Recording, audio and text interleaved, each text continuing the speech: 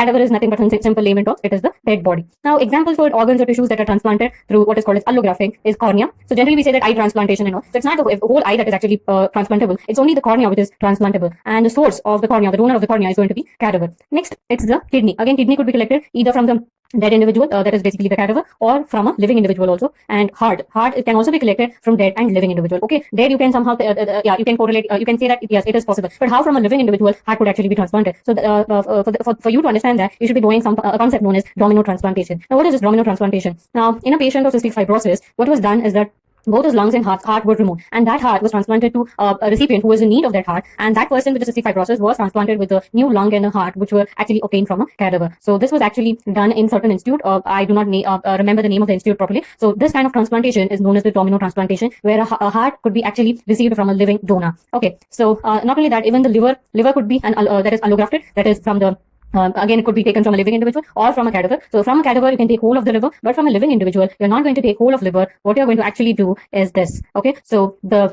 liver is actually broken down into certain segments. Okay, through imaginary lines, through imaginary planes. Okay, and these segments are known as Coinard segments. Now, this segmentation is based on the pathway or route of the portal vein and the hepatic veins. Okay, and this was done by a person known as Coinard, and hence these are known as Coinard segments. And it is these individual segments which are resected and is placed or is going to be transplanted to the individual who is in need of. Now, you might think, how does this one segment is going to actually make up for the whole liver? Okay, that is because of the regenerative property of the liver. So liver is that organ which is capable of regeneration in our body. Now, they have these stem cells called as the oval cells, okay, which are located near the canals of Herring, which are capable of regeneration. Now, that's why even if you take one of these segments and place in the recipient individual, this will grow and regenerate and almost nearly reach a normal adult size of the liver. Okay, so that is the concept there.